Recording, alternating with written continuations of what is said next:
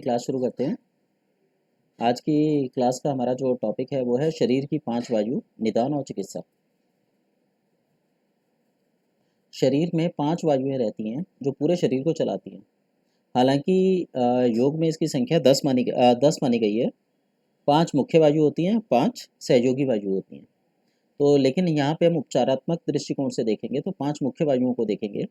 ये 5 वायु हैं: उदान वायु, प्राण वायु, समान वायु, अपान वायु और व्यान वायु। जो उदान वायु है इसका स्थान हमारा सिर होता है, मतलब सिर से लेके गर्दन तक उदान वायु रहती है। वहीं गर्दन से लेके और छाती तक प्राण वायु रहती है। छाती से लेके नाभि तक, डायफ्राम से लेके नाभि तक समान वायु रहती है। और नाभि और नाभि से नीचे अपान वायु रहती है।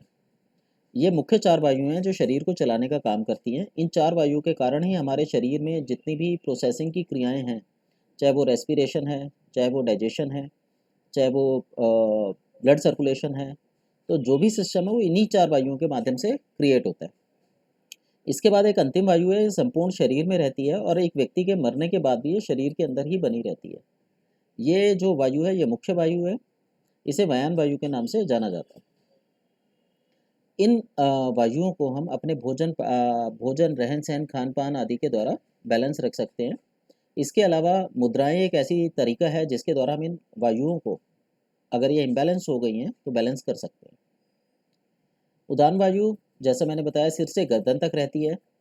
ये बेसिकली हार्मोनल डिसबैलेंस में, इंद्रियों के रोगों, यानी जो हमारी इंद्रियां हैं आँख, नाक, कान, जीभ, त्वचा, इनसे संबंधित रोगों में इस मुद्रा का, जो उदान मुद्रा है, उसका प्रयोग करना चाहिए। इसके अलावा कुछ रेमेडीज़ हैं, उनका नाम दिया है, जैसे S11, C17, W आदि। देन प्राण वायु है, नाक से फेफड़ों तक रहती है। ये बॉडी के रक्त और लसिका सिस्टम पे काम करती है, या ये कह लीजिए उनसे संबंधित रोगों में ये काम करती है। तो इनसे संबंधित जब भी ये रोग हों, इस प्रकार के रोग हों, तो हमें प्राण मुद्रा का प्रयोग करना चाहिए। ऐसा करने से हमारी बॉडी में प्राणों की मात्रा बढ़ती है, तो रक्त और लसिका शुद्ध होते हैं और उनकी मात्रा में सुधार आता है। देन इसके बाद हमने फिर कुछ रेमेडीज़ ली हुई हैं।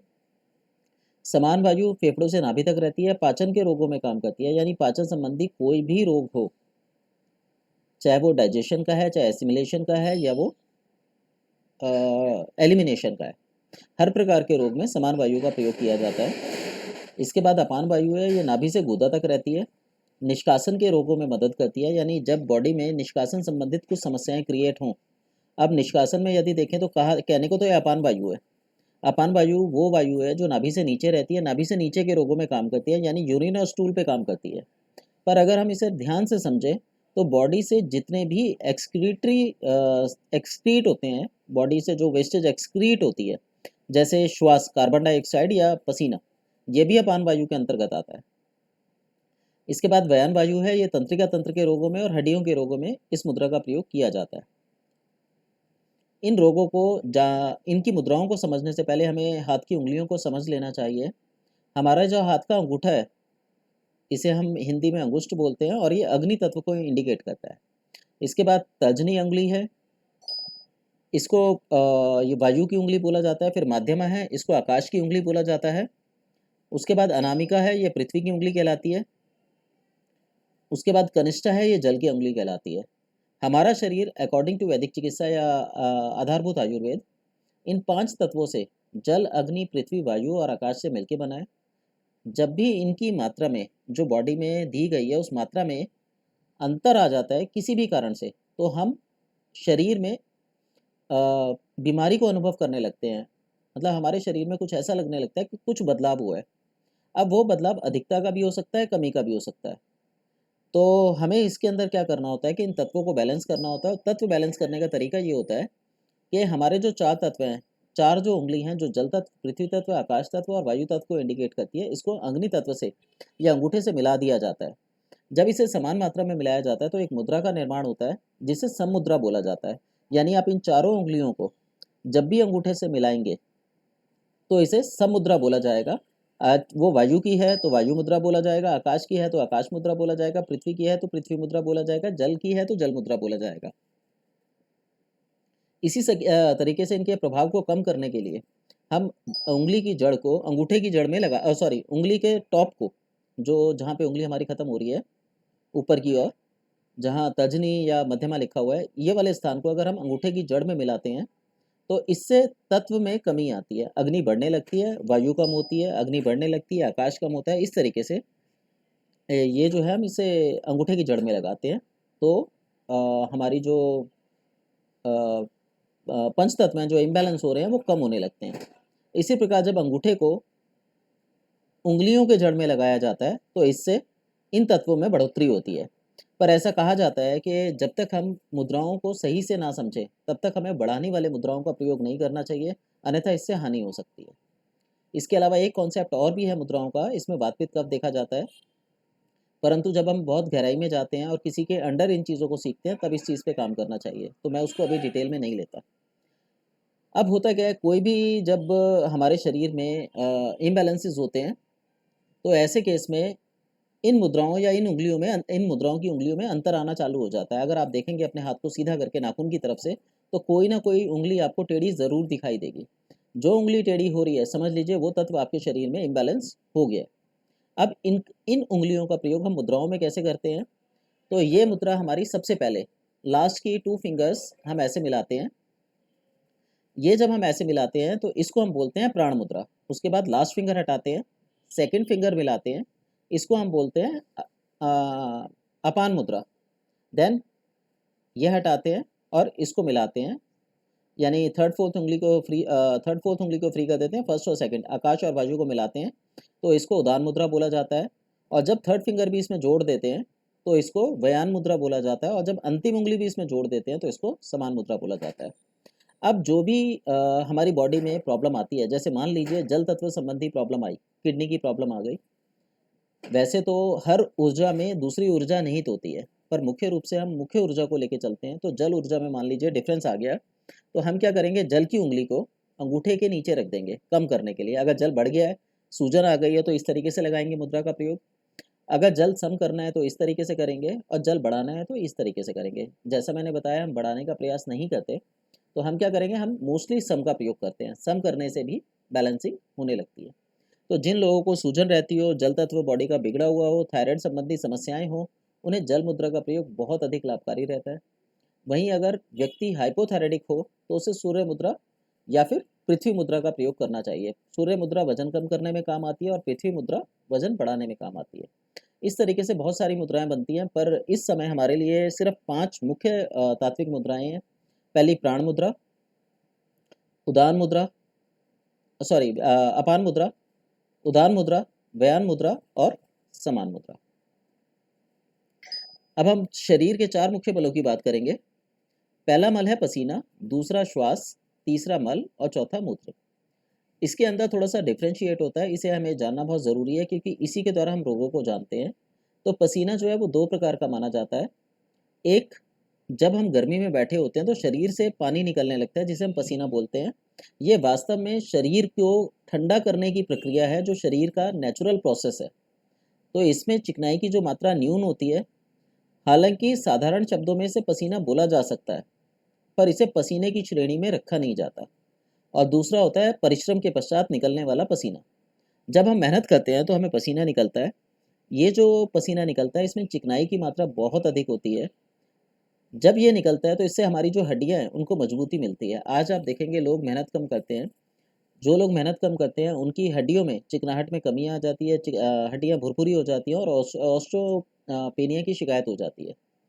तो उन लोगों को पानी बहुत निकलता है, मतलब आप उन्हें ज़रा सा गर्मी में खड़ा करेंगे तो पसीना निकल जाएगा, पर वो वास्तव में पसीना नहीं है, वो केवल शरीर का पानी निकल रहा है जिसे वो पसीना समझने की भूल करते हैं और रोगी होने लगते हैं। इसके बाद है जो हमारी हड्डियाँ होती हैं उनकी जो वेस्टेज तैयार होती है वो बाल, नाखून, त्वचा, दांत, रोम, ये चीज़ें होती हैं। यदि ये चीज़ें अस्वस्थ हैं या ये चीज़ें कमज़ोर दिखाई दे रही हैं तो हम ये सब मान के चलते हैं कि हमारी हड्डियाँ कमज़ोर होती जा रही हैं। और अगर ये चीज़ें सुंदर हों तो हम ये मान के चलेंगे कि हड्डियाँ मजबूत हैं। तो पसीना जो है बेसिकली हमारी हड्डियों के बारे में दर्शाता है कि हमारे इंटरनल बॉडी की स्थिति कैसी है, या शरीर में विटामिन डी की स्थिति क्या चल रही है।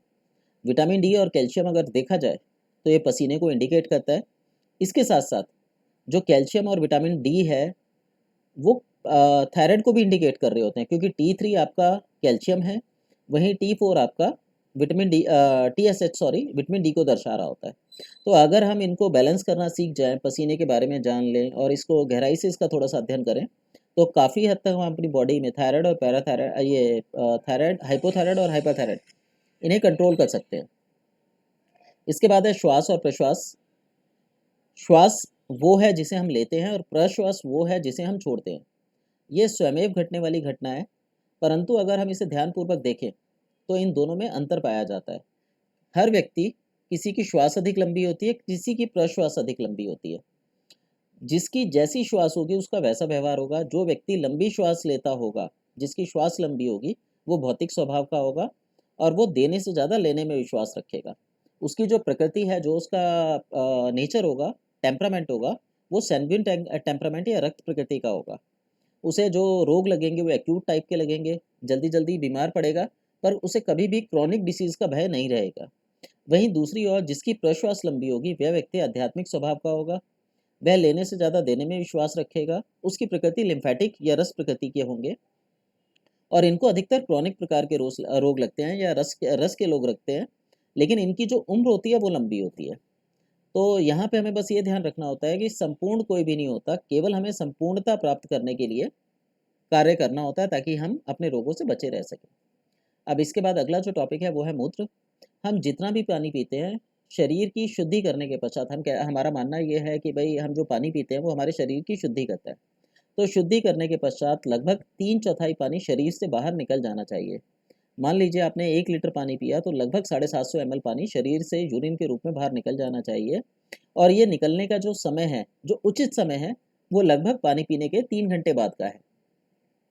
अगर पानी पीने के बाद 1 घंटे के अंदर अंदर हमें यूरिन आ जाए, तो हमें ये मान के चलना चाहिए कि हमारे शरीर में सूजन बढ़ने लगी है और हम हाइपो की तरफ जा रहे हैं। तो अगर ऐसा नहीं होता कि हम पानी पिएँ और इतनी मात्रा में पानी नहीं निकल रहा है या 1 घंटे के अंदर पानी निकल रहा है, तो इसको थोड़ा हमें नोट करके रखना चाहिए और अपने डॉक्टर से कंसल्ट करना चाहिए या जो भी हर्बल थेरेपिस्ट हो उससे कंसल्ट करके इसका उत्तर निकालना चाहिए कि शरीर में पानी रुक क्यों नहीं रहा। हम इसको ये समझते हैं कि एक अच्छी प्रक्रिया है कि इससे शरीर की शुद्धि हो रही है, वास्तव में आपके शरीर को कमज़ोर कर रहा होता है। आपके शरीर में इन्फ्लेमेशन पैदा कर रहा है, इसलिए शरीर में पानी नहीं रुक रहा। और इस केस में जो पुराना पानी होता है वो रुका रहता है, जिसकी वजह से शरीर धीरे-धीरे गलने लगता है और तरह-तरह की, या ये कह लीजिए सिंपल भाषा में, कि इम्यूनिटी कमज़ोर हो जाती है। अब यदि किसी व्यक्ति के शरीर में पानी की कमी हो तो उसको क्या करना चाहिए? उसको अपने शरीर की वायु का उपचार करना चाहिए। वायु में जैसा मैंने बताया कि व्यान वायु बिगड़ जाती है, तो उस व्यक्ति को वायु का उपचार करना चाहिए और उचित मात्रा में तेल का सेवन करना चाहिए। ये व्यक्ति की प्रकृति और शरीर पर निर्भर करता है कि वो कितनी मात्रा में तेल लेगा। वहीं दूसरी स्थिति जो है उसमें क्या होगा कि शरीर में इन्फ्लेमेशन बढ़ी हुई है, तो उस जगह पे भी पानी और तेल के मेल से लेप करना चाहिए या विभिन्न प्रकार की औषधियों का प्रयोग करना चाहिए, ताकि वहाँ की जो अधिक पानी की स्थिति है वो कम हो जाए। और यहाँ पे हमें एक बात ध्यान रखनी होती है कि अगर हमारे शरीर में कहीं पे भी सूजन है और हम किसी भी टेक्निक से उस सूजन को कम करने की कोशिश करें, तो हमारे शरीर में दर्द उस स्थान पे खुल जाएगा, क्योंकि वहाँ वीकनेस आई थी। शरीर का, प्रकृति का सिद्धांत है कि जहाँ पे दर्द होता है, इन्फ्लेमेशन होता है, वहाँ पे उस इन्फ्लेमेशन को कम करने के लिए शरीर द्वारा पानी भेज दिया जाता है। ये पानी उस दर्द को कम करके रखता है काफ़ी समय तक। जब हम इसकी अवहेलना करते हैं, तो वो धीरे-धीरे दर्द के रूप में सामने आता है। तो जब दर्द हमारे को सामने आता है और हम उस स्थान से पानी को हटाते हैं, तो ऐसा करने से दर्द खुलने लगते हैं। तो हमें उस समय घबराना नहीं है। जब दर्द बढ़ने लगे, तो उस समय हमें दर्दों का उपचार करना चाहिए। ऐसा करने से जो पुराना रोग होता है उसे ठीक किया जा सकता है, और अगर हम दर्द को कम करने से बचेंगे, तो उससे हमारी जो बीमारी है वो धीरे-धीरे बढ़ती जाएगी। तो जब जल को हटाया जाता है, तो जल हटाने से दर्द बढ़ता है, और जब दर्द होता है तो दर्द का उपचार करके उस बीमारी को ख़त्म किया जा सकता है। इसके अलावा हमने इसमें कुछ लक्षण दिए हैं, जैसे पेशाब में भारीपन होने का अर्थ है शरीर में कफ की अधिकता, पेशाब में जलन होने का अर्थ है शरीर में पित्त की अधिकता, अगर पेशाब में फैलाव आए, झाग बने, तो उसका मतलब है शरीर में वात की अधिकता। यानी ये प्रकृति बताई हुई है कि कफ के शरीर में कैसी पेशाब होती है, पित्त के शरीर वालों को कैसी होती है, और वात के शरीर वालों को कैसा पेशाब होता है। इसके अलावा हम जो प्रमेह और मधुमेह हैं या प्रोस्टेट ग्लैंड की प्रॉब्लम है, जब ये इसमें ग्लैंड जो है हमारे कम काम करने लगते हैं, ऐसी अवस्था में हमें प्रमेह मधुमेह हो जाता है। तो हमें इसको जांचने के लिए प्रमेह है या मधुमेह, हमें अपने यूरिन को चींटियों के आगे डाल देना चाहिए। अगर चींटियां उस यूरिन को खाने लगें तो ऐसा समझना चाहिए कि शरीर में मधुमेह आ गया है। जो मधुमेह है वो बेसिकली डायबिटीज़ टाइप 1 है और जो प्रमेह है वो डायबिटीज़ टाइप 2 है। मधुमेह केवल एक होता है और प्रमेह जो है वो 20 प्रकार के होते हैं। ये लाइफस्टाइल डिसऑर्डर है, तो इनको लाइफ में परिवर्तन, अपने लाइफस्टाइल को चेंज करके इसमें परिवर्तन लाया जा सकता है। और वहीं अगर प्रोस्टेट ग्लैंड एनलार्ज हो गया है तो उस एरिया को, क्योंकि वहाँ अत्यधिक गर्मी, इन्फ्लेमेशन बढ़ गई है, वहाँ सूजन आई हुई है, अगर हम किसी भी तरीके से वहाँ से सूजन हटा दें तो ऐसा करने से उस सूजन को ख़त्म करके हम प्रोस्टेट को नॉर्मल कर सकते हैं। इसके बाद हम आते हैं मल पे। मल बंधा हुआ रस्सी के समान आना चाहिए। जिस व्यक्ति को रस्सी के समान बंधा हुआ मल नहीं आता और उसका जो फ्लश है वो मल से भरता नहीं है, तो समझ लीजिए वो व्यक्ति रोगी है।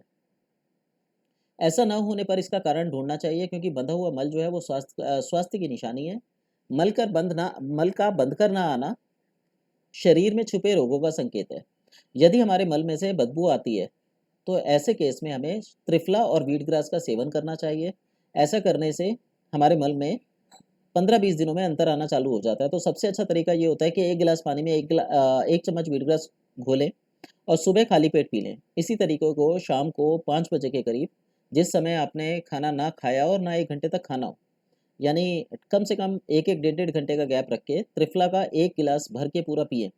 मतलब 1 चम्मच त्रिफला और 300 ml पानी में घोल के अगर हम पीते हैं, तो ऐसा करने से 21 दिन के अंदर हमारे मल में से बदबू आनी बंद हो जाती है, हमारी बॉडी को एनर्जी मिलना चालू हो जाती है। लेकिन अगर किसी को सूजन है तो इसकी वजह से उसके शरीर में दर्द बढ़ सकते हैं, तो यहाँ घबराएं नहीं।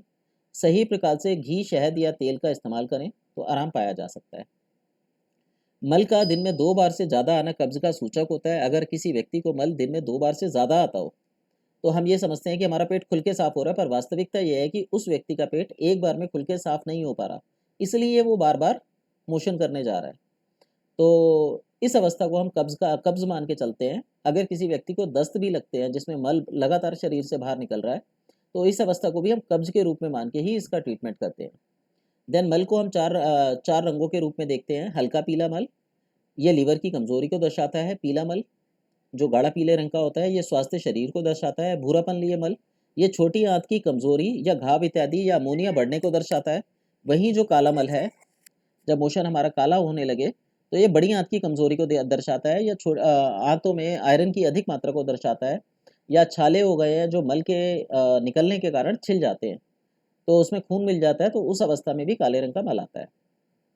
अगर हमारे शरीर से मल सख्त मात्रा में निकल रहा हो, सख्ती के साथ निकलता हो, हमें प्रेशर लगाना पड़ता हो और छिलने या जलने का अनुभव होता हो, तो यह शरीर में जल की कमी को दर्शाता है। ऐसे केस में हमें वात रोगों का इलाज करना चाहिए और साथ ही साथ अरंडी का तेल पीने में इस्तेमाल करना चाहिए और गूदा में भी नारियल का तेल लगाना चाहिए। यदि मल पतला आता हो तो शरीर की गर्मी को दर्शाता है। अगर हमारे मल जो है बिल्कुल पतला हो जाए, पानी की तरह आने लगे, फ्लश पे चिपकने लगे, तो ये समझिए कि शरीर में गर्मी बढ़ गई है। ऐसी अवस्था में गुदा मुख छोटा हो जाता है और भविष्य में पाइल रोग होने का संकेत होता है। ये एक बहुत इंपॉर्टेंट क्वेश्चन है, बहुत इंपॉर्टेंट सिचुएशन है। अगर किसी व्यक्ति का गुदा मुख सिकुड़ गया है, खासकर पाइल्स के रोगी का, तो आप देखिएगा उसके तंत्रिका तंत्र में ऐसा अंतर आ जाता है कि वो निर्णय लेने की स्थिति में नहीं रहता, तो उसके जो निर्णय होते हैं उनमें कमजोरी आ जाती है। मल में सफ़ेद रंग का अगर लेस आता हो तो इसे आंतों में आव होना समझना चाहिए। ये आंतों की जो म्यूकस मेम्ब्रेन है ये कमज़ोर हो जाती है और भोजन का एसिमिलेशन नहीं कर पाती, पाचन नहीं, आत्मसात्मीकरण नहीं कर पाती, जिससे शरीर में कमी होने लगती है, व्यक्ति कमज़ोरी महसूस करता है और साथ ही साथ उसके शरीर में ऑक्सीजन वैल्यू भी घट जाती है और रेड ब्लड सेल्स भी घट जाते हैं। इस कंडीशन में उसकी बॉडी में लिम्फेटिक सिस्टम एक्टिवेट हो जाता है, तो WBC या TLC बढ़े हुए मिलते हैं और व्यक्ति हमेशा इसका कमज़ोरी का अनुभव करने लगता है। जो हमारी बॉडी के बेस हैं, ये हमारे 6 प्रकार के रस हैं। इसमें मीठा, खट्टा, नमकीन, कड़वा, तीखा और कसैला, ये मुख्य रस है, जिसे हम तिक्त, उष्ण और कषाय के नाम से जानते हैं। इसमें पहले जो 3 हैं, स्वादु, ये श्रेष्ठ बल रखता है, अम्ल मध्यम बल रखता है और लवण अल्प बल रखता है। वहीं जो तिक्त रस है, तीखा रस है, जो तिक्त रस है, जो कड़वा रस है, वो श्रेष्ठ बल रखता है। उष्ण रस, कटु रस मध्यम बल रखता है और कषाय अल्प बल रखता है। इन जो रसों की जो ताकत है ये हमारे शरीर को बनाए रखने के लिए और शरीर में से रोगों को निकालने के लिए इन रसों का हम प्रयोग चिकित्सक के रूप में मतलब औषधियों के रूप में करते हैं। जैसे कोई व्यक्ति बहुत अधिक पतला हो, जिसके अंदर कमजोरी हो, रीढ़ की हड्डी बाहर निकली हो, तो ऐसा व्यक्ति जीवन भर कितना भी खा ले वो मोटा नहीं हो सकता और भूख भी उनको ज़्यादा लगती है। तो ऐसे व्यक्ति को मीठा रस खाना चाहिए। पर यहाँ पे अनुमान बहुत इंपॉर्टेंट होता है कि किस अनुपात से किस मात्रा में खाना है ताकि मीठा रस उसके शरीर को बलवान बना सके। वहीं अगर कोई व्यक्ति बहुत अधिक मोटा है, जैसा कि आज के समय में आप देखेंगे, तो लोग गलती क्या करते हैं कि अम्ल रस की सहायता लेते हैं, खट्टे रस की सहायता लेते हैं या प्रोटीन की सहायता लेते हैं वजन कम करने के लिए, तो उनके शरीर में लैक ऑफ न्यूट्रिशन हो जाता है। तो उनको ये जान के कि उनकी बॉडी में किस चीज़ की कमी है, अगर वो उसका उपचार करेंगे, किस रस की कमी है उसका उपचार करेंगे, तो वो बिना किसी वीकनेस के अपने मोटापे को कम कर सकते हैं। अब ये जो 6 रस हैं ये भिन्न-भिन्न द्रव्यों में भिन्न-भिन्न मात्राओं में पाए जाते हैं। यानी अगर जैसे मैं आंवले की बात करूँ, तो उसमें कड़वा रस छोड़ के बाकी पाँचों रस पाए जाते हैं। तो आंवला एक ऐसा फल है जो किसी भी स्थिति में किसी भी चीज़ के लिए प्रयोग किया जा सकता है, तो इसे एक रसायन भी कहा जाता है। ऐसे ही अलग-अलग सब्जियाँ और फल होती हैं, उनके अपने-अपने रस होते हैं। उन रसों के अनुसार ही उन्हें प्रयोग में लाया जाता है चिकित्सा के अंदर। स्वादु रस जो है वो मीठा होता है और शरीर को ऊर्जा देता है, शरीर में कफ बनाता है। वहीं अम्ल रस जो होता है वो चर्बी काटता है, पित्तवर्धक होता है, पित्त बढ़ाता है। नमकीन रस जो है वो शरीर के जल तत्व को व्यवस्थित व्यवस्थित रखता है, वातवर्धक होता है।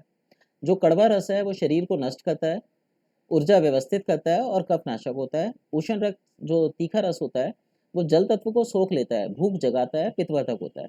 इसके अंदर जो हमारी चीज़ें हैं, जो भूख जगाने के लिए चीज़ें हैं, जैसे काली मिर्च, वो इसमें इंक्लूड होती हैं। देन कसाला रस है, इसमें आंवला आता है, ये जल तत्व को धारण करता है और पित्त का नाश करता है। तो प्रथम 3 रस जो मधुर, अम्ल और लवण है, ये वात दोष को नष्ट करते हैं। अगले 3 रस तिक्त, उष्ण और कषाय, ये कफ दोष को नष्ट करते हैं और कषाय, तिक्त और मधुर, ये पित्त दोष को नष्ट करने वाले माने गए हैं। जैसे अगर किसी को मधुमेह है, तो हम उसे कड़वा रस खिला के मधुमेह का नाश करेंगे। जबकि मधुमेह जो है कम पित्त का रोग है, उस अवस्था में भी उसे कड़वा रस खिलाया जा सकता है। तो इस प्रकार जो रस चिकित्सा होती है वो त्रिदोषों के अनुसार उनकी अवस्था के अनुरूप उनका प्रयोग किया जाता है। इन रसों का जो प्रयोग है वो हमें ऋतु विभाजन के अनुसार करना चाहिए। हमारे यहाँ पे 2 प्रकार की मुख्य ऋतु हैं या 2 काल माने गए हैं। ये 2 कालखंडों में बाँटी गई है, आदान काल और विसर्ग काल। आदान काल जो है वो उगते हुए सूर्य और डूबते हुए सूर्य का काल है, यानी ये सूर्य का काल है, और विसर्ग काल जो है वो चंद्रमा का काल है। तो आदान काल सूर्य का काल होने के कारण बहुत तीव्र अवस्था रखता है, तो इसमें बहुत ज़्यादा तेज़ अधिक ठंड और बहुत ज़्यादा गर्मी और बसंत ऋतु आती है। वहीं जो विसर्ग काल है ये सुंदर काल होता है। इसमें तासीर ठंडी होती है, तो वर्षा ऋतु, शरद ऋतु, हेमंत ऋतु शांत प्रकृति के होने के कारण चंद्रकाल के अंदर काउंट की जाती है। आयुर्वेद के अनुसार हम लोग 2 प्रकार के द्रव्यों का सेवन करते हैं, यानी कि हम जो कुछ भी खाते हैं उनका हमारे शरीर पे 2 प्रकार का प्रभाव पड़ता है। एक शमन द्रव्य होते हैं जो हमारे शरीर में उठने वाले प्रभावों को दबाने का काम करते हैं, और दूसरा क्रोपन द्रव्य होते हैं जो हमारे शरीर में दबी हुई चीज़ें उनको उभारने का काम करते हैं। हालांकि घी, तेल और शहद दोनों ही तीनों ही शमन द्रव्य और कोपन द्रव्य, इवन संसार का हर तत्व जो खाने योग्य है उसमें दोनों ही गुण शमन और कोपन के होते हैं। वो स्थिति और परिवेश पर निर्भर करते हैं कि वो किस स्थिति में कैसा काम करेंगे। पर यहाँ पे हम मुख्य मुख्य रूप से अभी बेसिक रूप से जान रहे हैं, तो उसमें हम जान लेते हैं तेल जो होता है स्निग्ध, उष्ण, भारी गुण होने वाले के कारण वात दोष का शमन करता है। घी मीठा होता है, शीत मंद गुण होने के कारण पित्त दोष का शमन करता है। वहीं मधु जो है वो रुक्ष, तीक्ष्ण, कषाय गुण होने वाले के कारण कफ दोष का शमन करता है। कोपन द्रव्य वो द्रव्य होते हैं जो विपरीत मात्रा में खा लेने से नुकसान करते हैं। सॉरी, जैसे उड़द की दाल, मछली, सरसों का तेल, दही आदि। इसमें कुछ उदाहरण हैं: दूध के साथ मछली का सेवन करना या फल खाना, इससे हमारा जो पित्त होता है कुपित हो जाता है। मूली आदि हरे पदार्थ को खाकर तत्काल बाद दूध पी लेने से हमें नुकसान होता है। दही भल्ले खाने से, केला और दही एक साथ खाने से, शहद और घी समान मात्रा लेने से, इस तरीके से हमारे शरीर में प्रॉब्लम्स क्रिएट होती हैं। हमारे शरीर में कुछ वेग होते हैं, यदि ये सही से निकले ना, इनके अपने 10 द्वार होते हैं, 10 द्वारों से ये निकलते हैं। अगर ये किसी भी कारण से शरीर में रह जाएँ, प्रॉपरली ये शरीर से बाहर ना निकलें, तो शरीर की वायु को बिगाड़ देते हैं। इसमें कुछ हैं अपान वायु, मल, मूत्र, छींक, प्यास, भूख, निद्रा, श्वास, जमाई, अश्रु और वमन। इन वेगों को रोकने से हमारे जो प्राण हैं, अपान है, व्यान है, उदान है, समान वायु जो है ये बिगड़ने लगती है और शरीर धीरे-धीरे रोगी होने लगता है। तो इन वेगों को जानकर इनका उपाय करना चाहिए। अगर हमारे गैस पेट से पास ना होकर मुख से पास होती हो, तो इसे अपान वायु का रोग समझना चाहिए। इसमें क्या होता है, पेट में दर्द हो सकता है, गैस बहुत बनती है, सुस्ती रहती है, खाना डाइजेस्ट नहीं होता, हृदय रोग होने के चांसेस होते हैं, डकारें बहुत आती हैं, ऊपर से बहुत ज़्यादा डकार निकलती है, यूरिन और स्टूल की प्रॉब्लम होती है, यानी ये खुल के नहीं होता।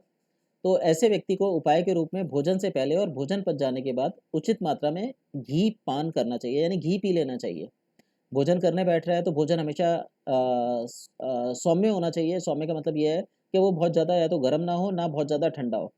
तो वो पहले आधा चम्मच घृत पान करे और उसके बाद फिर अपना भोजन ग्रहण करे, और या फिर वो भोजन पच जाने के बाद यानी 2 घंटे के बाद थोड़ा-थोड़ा करके घी पीता रहे। पित्त के व्यक्ति के लिए ये घृत पान अमृत के समान काम करता है और बहुत जल्दी इफ़ेक्ट देता है। इसी प्रकार गूदा में वर्ती का प्रयोग, यानी गूदा में तेल की बत्ती बना के रखी जा सकती है, पेट पर तेल लगाया जा सकता है, उपटन लगाया जा सकता है, पसीना निकालने की प्रक्रिया की जा सकती है, अनीमा दिया जा सकता है, आहार सुधार लेना चाहिए। अगर किसी को मल खुल के नहीं आता, उसे कब्ज है, तो पिंडलियों में दर्द रहता है, डकार होती है, सिर दर्द होता है, जुकाम होता है, हृदय की गति में रुकावट आती है, और ऊपर के सभी रोग जो उदरचूल है, गैस है, सुस्ती है, मंदाग्नि है, हृदय रोग है, ये सारे रोग लगते हैं। तो ऐसे में एनस में अपने गूदा में बत्ती का प्रयोग, बत्ती रखनी चाहिए तेल की, पेट पर तेल लगाना चाहिए, उपटन लगाना चाहिए, पसीना निकालना चाहिए, अनीमा लेना चाहिए, और आहार को अपने बैलेंस करना चाहिए। इसी प्रकार मूत्र है, अंग-अंग में टूटन होने लगती है। यदि आपके शरीर में मीठा-मीठा दर्द पूरे शरीर में रहता हो, तो समझ लीजिए आपके शरीर में सूजन है और ये मूत्र रोग को इंडिकेट करती है। तो ये पथरी की पीड़ा दे सकती है, दर्द बहुत तेज हो सकता है, और ऊपर जो रोग बताए गए हैं वो सारे रोग हो सकते हैं। तो भोजन से पहले और भोजन पच जाने के बाद उचित मात्रा में घृतपान किया जा सकता है। देखिए हमारा टाइम लगभग खत्म होने वाला है। अगर आपको लगे कि बताते-बताते स्लाइड बंद हो गई है, तो आप लोग दोबारा जॉइन कर लीजिएगा ताकि हम आगे कंटिन्यू रख सकें क्लास को और आपके प्रश्नों के उत्तर भी दे सकूँ मैं। इसी प्रकार जो छींक है, वो सिर दर्द को, ज्ञानेंद्रियों में दुर्बलता को शो करती है।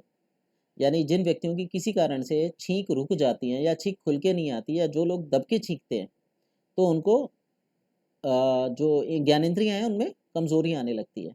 जैसे आँखों से कम दिखाई देना, नाक में फुंसियाँ निकल आना, इस तरीके की समस्याएँ होती हैं।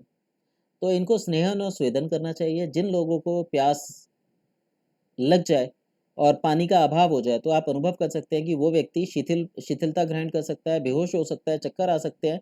तो ऐसे व्यक्ति को हमें एक साथ पानी ना पिला के थोड़ा-थोड़ा करके पानी पिलाना चाहिए, और यदि संभव हो तो इस पानी में ना के बराबर मिठास होनी चाहिए, थोड़ी-सी चीनी मिला के पिलाई जा सकती है। इससे जो प्यास का असर है वो जल्दी खत्म होता है, और चीनी से बेहतर है कि इसमें मिश्री मिला के पिलाई जाए। इसी प्रकार क्षुधा यानी भूख, अगर हम भूख के समय पे खाना नहीं खाते तो शरीर टूटने लगता है, अरुचि होने लगती है, यानी किसी काम में मन नहीं लगता, खुशी खत्म होने लगती है, कमज़ोरी आती है, चक्कर आने लगते हैं। तो ऐसे में हमें गरम और घृत युक्त भोजन को चबा-चबा कर खाना चाहिए। इसके बाद निद्रा है। अगर हम निद्रा टाइम पे नहीं लेते या हमारी निद्रा में कमी पेशी हो जाती है, तो हमें बेहोशी आ सकती है, भारीपन आ सकता है, आलस्य रहता है, जमाइयाँ आती हैं, अंगों में पीड़ा, मीठी पीड़ा बनी रहती है। तो ऐसे व्यक्ति को अपनी नींद पूरी करनी चाहिए, और अच्छा रहे कि कोई दूसरा व्यक्ति उसको चंपी देता हुआ सुला दे। इसके बाद श्वास रोग है। श्वास रोग में श्वास रोग होने के चांसेस होते हैं, अरुचि होती है, हृदय रोग होते हैं, हिचकियाँ आती हैं, मूर्छा हो सकती है। तो श्वास और प्रश्वास की क्रिया को अपनाना चाहिए। देन जम्भाई है। अगर किसी की जम्भाई रुक जाती है, सिर दर्द हो सकता है, ज्ञानेंद्रियों में दुर्बलता आ सकती है, इसे वातनाशक चिकित्सा करनी चाहिए। जिन व्यक्तियों को किसी कारण से अश्रु रुक जाए, क्योंकि कुछ लोग बहुत मजबूत होते हैं और अवस्था विशेष में अपना अश्रु ना निकाल के वो दिखाना नहीं चाहते कि वो कमज़ोर हैं, तो उनको जो रोग होते हैं, तो वो जुकाम है, नेत्र रोग है, शिरोरोग है, हृदय रोग है। ऐसे व्यक्ति को सही प्रकार का जो आसव और अरिष्ट होते हैं, उनका प्रयोग करना चाहिए। जिस व्यक्ति का वमन रुक जाए, वमन होने की इच्छा होती हो पर वो किसी भी कारण से उसको रोक लेता हो, जाने या अनजाने, तो उसके शरीर पे दाने निकल सकते हैं, कुष्ठ रोग हो सकते हैं, नेत्र रोग हो सकता है, खुजली हो सकता है, पीलिया हो सकता है, बुखार हो सकता है, सूजन हो सकती है। आपने देखा होगा आज की डेट में जो 18-22 साल के लड़के होते हैं, उनके चेहरे पे अधिकतर दाने हो जाते हैं। तो यहाँ क्या होता है कि उन्होंने अपने पेट को या आंतों को इतना भर रखा होता है कि उसकी गर्मी के कारण ये दाने निकलते हैं। तो ऐसे व्यक्ति को गंडूश धारण करना चाहिए, यानी मुंह में तेल धारण करना चाहिए, उपवास रखना चाहिए, रूखे अन्न का सेवन करना चाहिए, क्योंकि इनके शरीर में ऑलरेडी चिकनाई काफ़ी होती है। तो रूखा अन्न खाने से ऑटोमेटिकली वो पेट से साफ हो जाता है और वमन और विरेचन की क्रिया को प्रधानता देनी चाहिए। यदि हम वेगों को धारण करें तो हमारे शरीर में रोग होते हैं, और यदि हम वेगों को आ, जो नेचुरल प्रोसेस है उससे निकाल कर शांत कर दें, तो ऐसा करने से रोगों को काफ़ी हद तक ठीक किया जा सकता है। तो नए रोगों में हमें वेगों को शोधन द्वारा निकाल देना चाहिए। वहीं जो पुराने रोग होते हैं वहाँ पे हमें इनको दबाना और उभारना चाहिए, ताकि ये धीरे धीरे करके शरीर से बाहर आ जाए। अब शरीर की रोग की प्रणाली क्या है? तो रोग दो प्रकार के होते हैं, एक फंक्शनल रोग होते हैं, एक ऑर्गेनल रोग होते हैं। जो फंक्शनल रोग हैं उसका अर्थ है कि जब हमारे किसी ऑर्गन की कार्य प्रणाली गड़बड़ा जाती है, वो कम या ज़्यादा फंक्शन करने लगता है ऑर्गन, तो उससे रोग उत्पन्न होता है। और दूसरा, अगर उस अंग का आकार में बदलाव आ जाए तो उससे रोग होता है। तो केवल ये दो प्रकार के रोग हैं जो हमारे शरीर में पैदा होते हैं। जैसे अगर किसी का हार्मोन्स इम्बैलेंस हो गए, तो या तो हार्मोन्स ज़्यादा सीक्रेट होंगे या कम होंगे, या फिर जो हार्मोन सीक्रेट करने वाला ऑर्गन होगा, ग्लैंड होगा, उसका आकार घट जाएगा या बढ़ जाएगा। इस प्रकार हम रोगों को डिफाइन करते हैं। और रोगों को अगर हम सिंपल भाषा में कहें, तो जब भी हमें ऐसा लगे कि हम अनकंफर्टनेस हैं, तो हम उसे रोग कह सकते हैं। तो रोग होने के मुख्य तीन कारण होते हैं। एक हमारा खान पान, हमारा जो आहार और विहार होता है, खान पान होता है, उठने बैठने का तरीका होता है। दूसरा, मौसम में परिवर्तन, हम जिस भी जगह पे रहते हैं वहाँ का मौसम जब भी परिवर्तित होगा हम रोगी होंगे। और उम्र विशेष का प्रभाव। तो इन्हें हम पारंपरिक औषधियाँ, तीन औषधियाँ होती है, घी, तेल और शहद, इनके द्वारा आराम से कंट्रोल कर सकते हैं। पित्त के रोग में हमें घी का सेवन करना चाहिए, वात के रोग में तेल का सेवन करना चाहिए, और कफ के रोग में शहद का सेवन करना चाहिए। तो रोग होने के कारण क्या होते हैं? तो संतुलित भोजन का अभाव, क्षारीय और अम्लीय भोजन का असंतुलन। जब हम भोजन इम्बैलेंस फॉर्मेट में खाते हैं, या प्रोटीन और कार्बोहाइड्रेट और फैट बराबर सी मात्रा में लेते हैं, तो ये भोजन का इम्बैलेंस कहलाता है। तो इससे हमारे बॉडी में एल्कलाइनिटी और जो एसिडिटी है वो लगभग बराबर होने लगती है, जिससे हम इम्बैलेंस फील करते हैं और हमारा पेट में भारीपन आ जाता है, और ये रोग के लक्षण होते हैं। तो कभी भी एसिडिक और एल्कलाइन फूड बराबर मात्रा में ना खा के उसको 20-80 या 25-75 रेशो पे खाना चाहिए।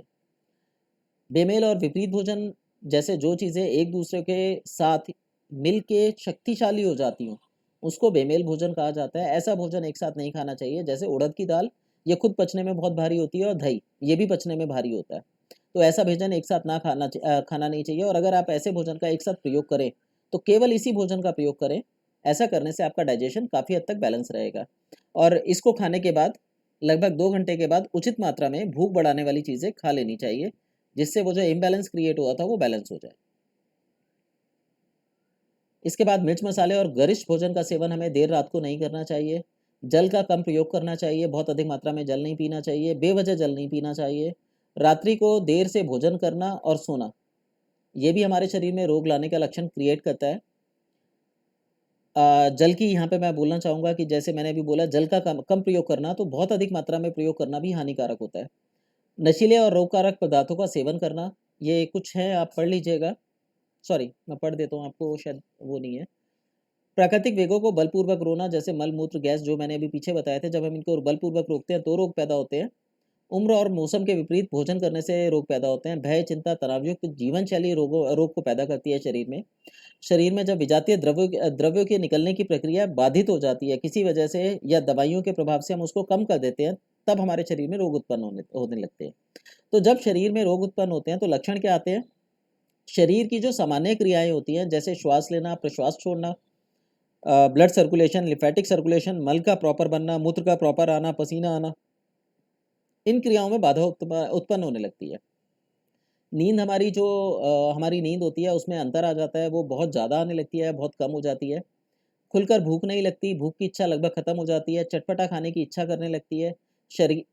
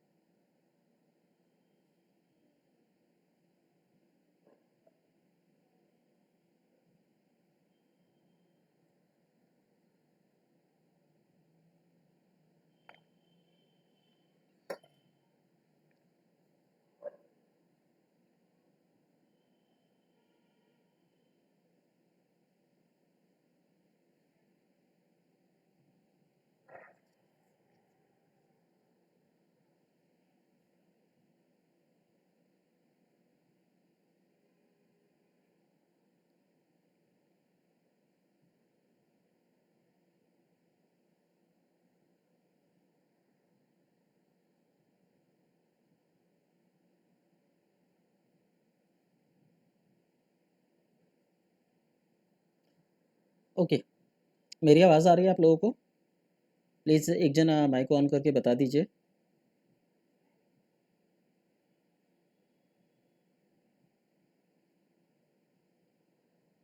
आवाज़ आ रही है मेरी?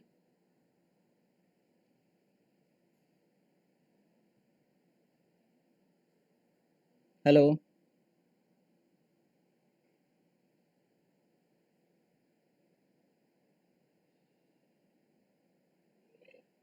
हेलो?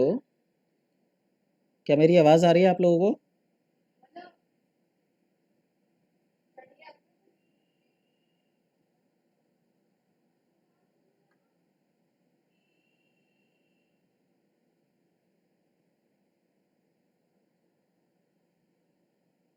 हेलो, आवाज़ आ रही है आप लोगों को?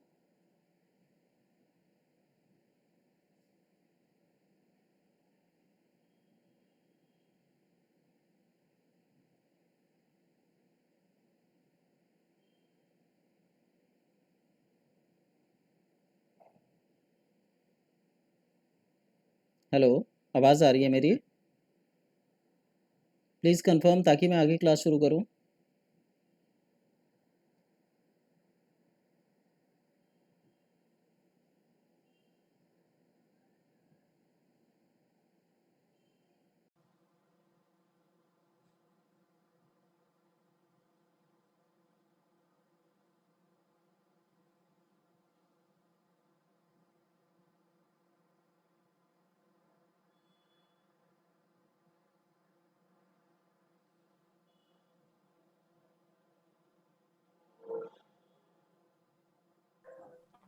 हेलो, आवाज़ आ रही है मेरी? हेलो? हेलो? आवाज़ आ रही है? हेलो। हाँ जी, आवाज़ आ रही है सर? हेलो। हेलो?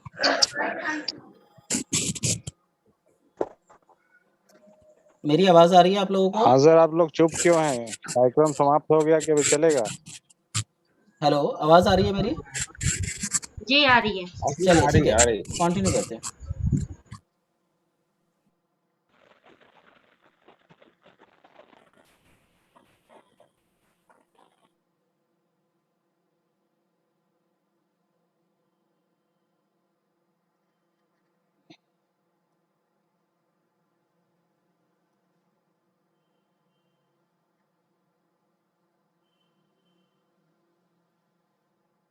तो जैसा पीछे मैं बता रहा था, शरीर से दुर्गंध आने लगती है, खाने के बाद पेट में और छाती में भारीपन लगने लगता है, मल कम या ज़्यादा आने लगता है, पेट छाती से बड़ा होने लगता है, चिड़चिड़ापन होने लगता है, गुस्सा ज़्यादा आने लगता है, थकान रहती है, जल्दी हम थकने लगते हैं, सिर भारी-भारी सा रहता है, नशीले पदार्थ खाने की, सेवन करने की इच्छा होती है। नशीले पदार्थों में आप इसमें कुछ भी कह सकते हैं, जैसे चॉकलेट खाने की इच्छा या आपका मन बार-बार समोसा या ब्रेड पकोड़ा खाने का कर रहा है, तो इसे भी हम नशा नशा ही मानते हैं कि बार-बार इच्छा हो रही है, तो ये नशा है एक प्रकार का।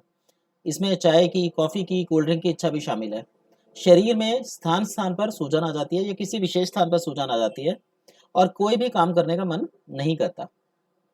जब हम रोगों को ट्रीट करते हैं तो रोगों को 2 प्रकार से मान के चलते हैं, एक फंक्शनल डिसीज़ और एक ऑर्गेनल डिसीज़। ये मैं पीछे बता चुका हूँ आपके। जब हमारे अंगों की कार्यप्रणाली में अंतर आता है, चाहे वो कार्य कम करने लगें या उनका कार्य बढ़ जाए। जैसे हमारे शरीर में गर्मी या ठंडक बढ़ जाती है, तो ऐसे इसे हम जो है फंक्शनल डिसीज़ मानते हैं। वहीं जो ऑर्गेनल डिसीज़ है, उससे आकार में जो ऑर्गन का आकार होता है, उसमें अंतर आ जाता है। या तो वो फैलने लगता है, जैसे लिवर को हम उदाहरण के स्वरूप में लें, अगर लिवर फैलने लगता है, तो फैटी लिवर और अगर सिकुड़ने लगता है, तो लिवर सिरोसिस। इस प्रकार नसें भी ढीली पड़ जाती हैं या टाइट हो जाती हैं, तो इसे ऑर्गेनल डिसीज़ के अंदर रखा जाता है। इन रोगों को कैसे समझा जा सकता है? तो जब भी हमें अपने शरीर में कोई परिवर्तन दिखाई दे जो स्वाभाविक ना हो या जिसे देख के हमें परेशानी अनुभव होती हो, तो हम ये मान के चलते हैं कि ये रोग है हमारे शरीर का। तो रोगों को ठीक कैसे करना चाहिए? तो जो भी नए रोग हैं जो आपके शरीर में अभी वर्तमान में आए हैं, उनको शोधन के द्वारा ठीक करना चाहिए, यानी शरीर की सफाई करके ठीक करना चाहिए। और जो पुराने रोग दबे हुए हैं, पहले के दबे हुए हैं, उनको शमन के द्वारा उनको दबा देना चाहिए। तो ये हमारी आयुर्वेदिक चिकित्सा होती है जिसके थ्रू हम रोगों को ठीक करते हैं। लेकिन यहाँ पे अब जब हम वैदिक चिकित्सा की बात करते हैं तो पुराने रोग हैं, उसका कहना यह है कि पहले उनको थोड़ा उभारो, फिर उनको दबाओ, फिर उनको थोड़ा उभारो, फिर उनको दबाओ। ऐसा करने से शरीर में जब मथने की प्रक्रिया होगी, जब शरीर बार बार मथा जाएगा, तो जो पुराने रोग होंगे वो धीरे धीरे करके शरीर से बाहर निकल जाते हैं। जब भी आप अनकंफर्ट महसूस करते हैं तो हमने कहा कि वो रोग की अवस्था है, तो रोगी का पथ्य कैसा होना चाहिए। जब भी हम अनकंफर्ट महसूस करें तो हमें ऐसा भोजन करना चाहिए जो शीघ्र पचने वाला हो और हल्का हो।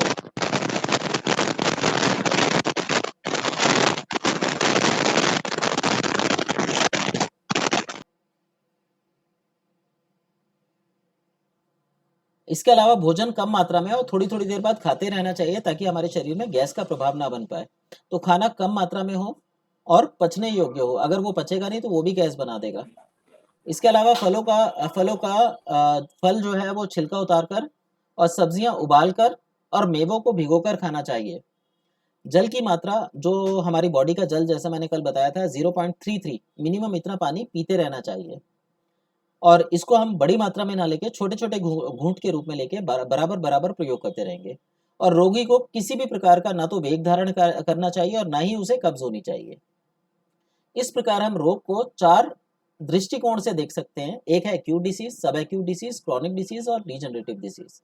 जो रोग हमें तुरंत में उठे, जैसे उल्टी, दस्त, पेट में मरोड़े, ऐंठन, कीड़े मकोड़े या जानवर का काट लेना, ऐसे में शरीर में अचानक से दर्द उठता है, इसको हम एक्यूट डिसीज की श्रेणी में रखते हैं।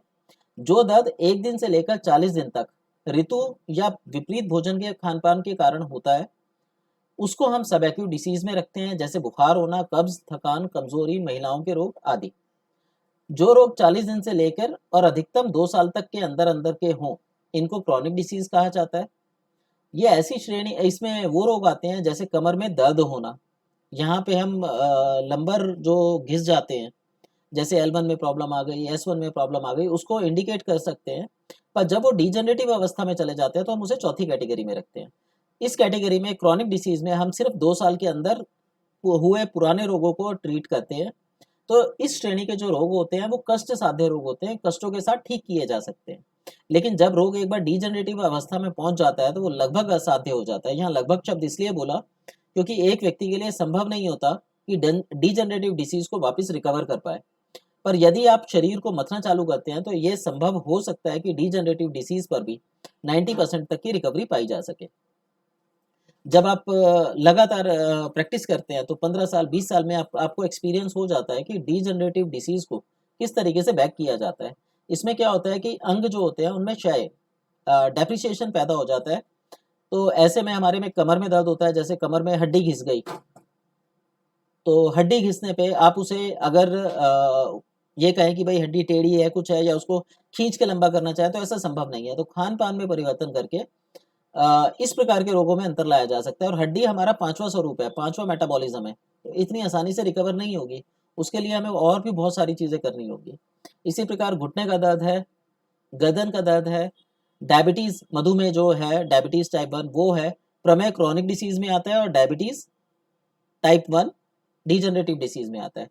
यह रोग शरीर के अंगों में परिवर्तन के फलस्वरूप होते हैं। इस प्रकार हम रोगों की श्रेणियों को जान के, धातुओं के साथ उनकी तुलना करके ये जान सकते हैं कि हमारे शरीर में रोग किस मात्रा में उत्पन्न हुआ है और किस प्रकार हम उसे अपने शरीर से दूर करके रोग मुक्त हो सकते हैं। अब रोगी की परीक्षा कैसे करनी चाहिए, तो रोगी की परीक्षा हम देखकर, सुनकर, छूकर, सूंघकर, जांच के द्वारा कर सकते हैं। उसके अलावा शरीर की बनावट, शरीर का रंग, तापमान, मलमूत्र आदि की सहायता से भी हम उसकी परीक्षा कर सकते हैं। आप लोगों ने ऐप डाउनलोड कर लिया होगा, तो आप ऐप डाउनलोड ऐप पे अगर जाएंगे तो वहाँ पे आप देखेंगे कि मैंने फॉर्म बना के डाला हुआ है। वो फॉर्म आप डाउनलोड कर लीजिए, उसे पढ़िए, उसे समझिए। अगर आपका कल कोई उससे रिलेटेड प्रश्न हो तो आप प्रश्न रख सकते हैं।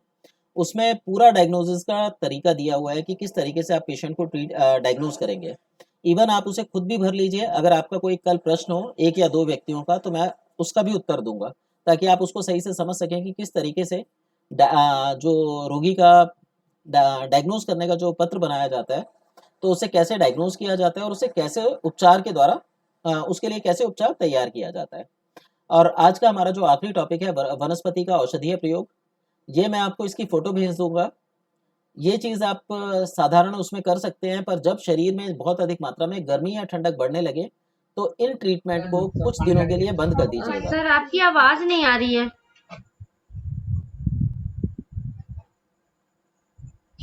और किसी को आवाज आ रही है क्या सर को?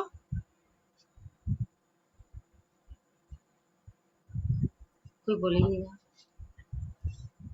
हेलो हेलो, रिंकी जी आवाज आ रही है? रिंकी जी जी आ रही है, अब आ रही है। कहाँ से आवाज बंद हुई थी? सर पता नहीं कैसे आवाज बिल्कुल आ ही नहीं रहा था, किसी का भी नहीं आ रहा था। कहाँ से बंद हुई थी आवाज?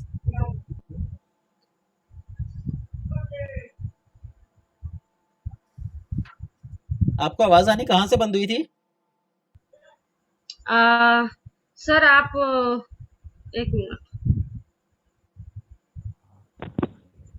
सर जब से स्टार्ट करिए ना सेकंड टाइम की क्लास, तब हाँ से जी, ही हाँ नहीं आ जी। रही हमको। शरीर के रोग जब होने के दोबारा कारण जो जब योगा ज्वाइन तो हुए बता हैं रहे ना, थे ना तब से सर। तो कुछ भी नहीं आ रहा था। तो आपने पहले क्यों नहीं बताया? मैंने तो पूरा पढ़ दिया। सर किसी को आवाज ही नहीं आ रही थी। तो किसी ने भी मुझे कुछ नहीं बोला। अगर बोलते तो मैं फिर करता। अब रिंकी जी ने बोला तो मैंने रिपीट करा।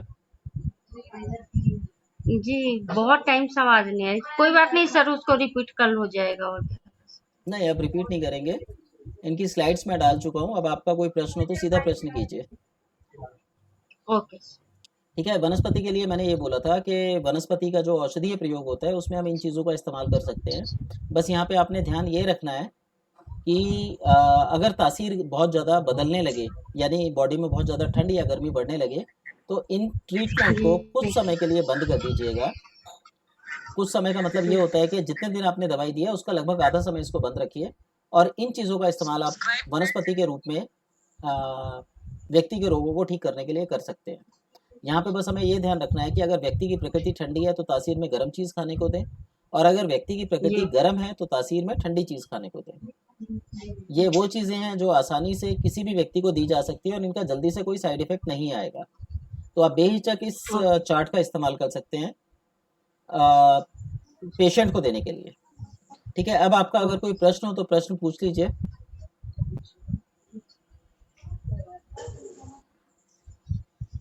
अयो हरिओम जी। अनकी ते सवाल पूछी तो जब पूछ अपन जाके जौन भी सवाल पूछे नहीं पत्नी मारा पूछे पूछ जो ने अपन कलम ले जाए पर मोबाइल लगे जो हमर मोबाइल ना दी एक दी। अरे यही में पूछ में कुछ पूछना चाहिए। Hello sir. हेलो सर मैं कुछ पूछना चाहती हूँ। हाँ जी, हाँ जी, पूछिए। सर हमको दिन भर में 3-4 बार लूज मोशन का प्रॉब्लम है। हाँ जी। बहुत ट्रीटमेंट करने के बाद सही नहीं हुआ। हाँ।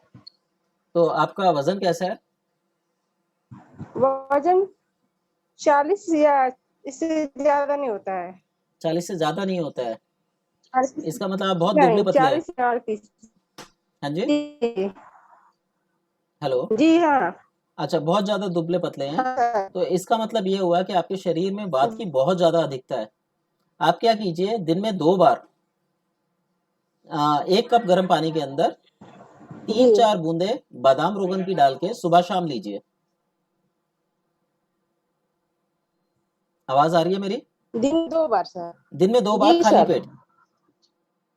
और मिर्च मसाले वाली चीजें, गरिष्ठ चीजें जैसे पूड़ी, खीर और छोले भटूरे वगैरह, ये चीजें ना खाएं। और रात को सोते समय शतावरी बराबर मिश्री, धागे वाली मिश्री मिला के बराबर मिला के रख लीजिए, और रात को सोते समय 1 कप गर्म दूध से इसका सेवन करके सोएं। जब आपके शरीर में थोड़ी सी चर्बी बढ़ने लगे तो शतावरी कुछ दिनों के लिए बंद कर दीजिए। जैसे मैंने बताया कि अगर आपने 20 दिन खाई है और 20 दिन में आपको लगता है कि आपके पेट में भारीपन आ रहा है, तो 10 दिन के लिए शतावरी बंद कर दीजिए और इसको फिर दोबारा लेना शुरू कर दीजिए।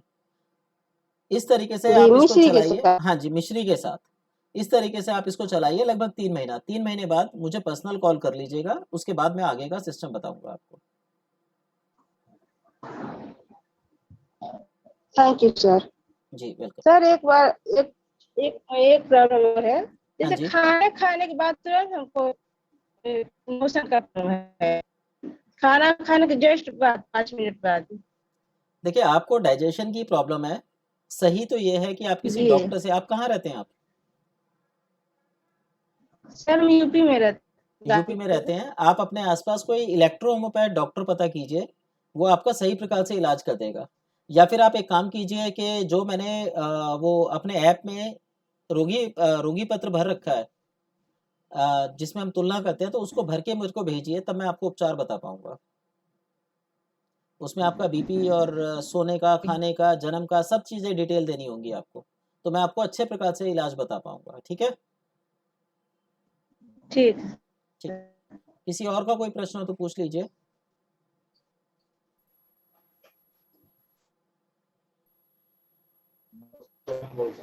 नोट करेंगे, क्यों ना बोलूं बेटा, बोल देंगे। हेलो। नोट कर ले। हेलो। किसी और का कोई प्रश्न है? जी सर, हम ट्रीटमेंट हाँ से हाँ 6 जी। महीना 7 महीना का ये करा चुके हैं, फिर भी यही प्रॉब्लम है। देखिए आपका जो ट्रीटमेंट है, अगर आप प्राकृतिक तरीके से कराते हैं, तो आपको ट्रीटमेंट में कम से कम 4 साल का समय लगेगा ठीक होने के लिए। 4 साल में आपका जो वजन है वो 60 किलो तक पहुंचेगा। जी, जी। और जो 60 समस्याएं आ किलो रही, होना जरूरी है। बिल्कुल आपका वजन 60 किलो के करीब होना चाहिए, जैसे आपकी आवाज़ है उस हिसाब से 60 किलो के करीब का वजन आपका होना चाहिए। ठीक है? दूसरी चीज़, आपका जो ये समस्या है ये अब की नहीं है, ये बहुत पुरानी समस्या है और पुरानी कब्ज़ है आपको। तो इसको ठीक करना लगभग, जैसे मैंने बताया, जब कंडीशन डीजनरेटिव में चली जाती है तो उसको ठीक करना लगभग असंभव हो जाता है। तो आपकी वो असंभव वाली स्थिति है। यहाँ पे आप अगर आराम पाना चाहते हैं तो डाइजेशन बढ़ाने की दवाइयाँ, जो भूख खोलती हैं, ऐसी दवाइयों का इस्तेमाल करें। जैसे इसमें ताल मखाना है, इसको क्या करें कि ताल मखाना होता है, मखाना जो होता है, 2 मखाने दूध में भिगो दें। मखान जी, मखाने को दूध में भिगो दें और जब वो फूल जाए दूध से पूरी तरह, तब भिगो उसको के खा लें। ठीक है? आम, दशहरी आम पेट भर के खाएं और ऊपर से गरम-गरम दूध पिएं। तो इस तरीके से, लेकिन इसके लिए आपको साथ ही साथ और भी बहुत सारे नियमों का पालन करना होगा जो संभव नहीं है। तभी मैंने कहा कि आप पहले ये लें, क्या नाम, शतावरी लें और दिन में तेल चाटें। उसके बाद 40 दिन के बाद मुझे कॉल कौन करें। सा सर ये? हाँ जी, 40 दिन बाद मुझे कॉल करें, तो उसके बाद मैं आपकी स्थिति को समझने के बाद आगे का स्थिति बता पाऊँगा। और यदि आप प्रॉपर ट्रीटमेंट चाहते हैं तो मैंने अपनी ऐप के अंदर रोगी प्रपत्र भर रखा है। आप उसे भर के मुझे भेजें, उसके अनुसार मैं आपको उपचार बता पाऊँगा। किसी और का कोई प्रश्न हो तो पूछ लीजिए। बात कर तो ना, तो बात सतीश हो जी, गई करे कब है? डॉक्टर सतीश जी, बात हो हम गई लोग है। बताएं। Okay, thank you sir. Welcome sir. किसी और को कोई सवाल हो तो पूछ सकते हैं। अगर सवाल नहीं है तो फिर हम लोग कल रात को मिलते हैं 9 बजे। ओके। जी सर, ये नेटवर्क इशू है जरूर सर आपको। सर असल में आज बारिश हुई है दिल्ली में, जिसकी वजह से नेटवर्क इशू आ रहा हाँ होगा। हाँ हाँ जी, बहुत बहुत धन्यवाद सर आज के कार्यक्रम के लिए। Thank you sir. बहुत ही ज्ञानवर्धक जानकारी आपने दिया। जी जी, thank you sir, thank you. Most welcome. ठीक है, अगर किसी और मित्र का कोई सवाल हो तो पूछ लीजिए, नहीं तो हम लोग कल मिलते हैं। एक पर्ची सुनी।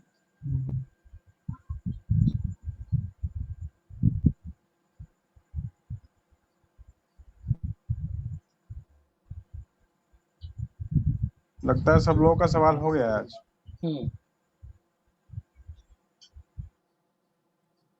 ओके, सभी को शुभ रात्रि। कल मुलाकात करते हैं 9 बजे। शुभ रात्रि।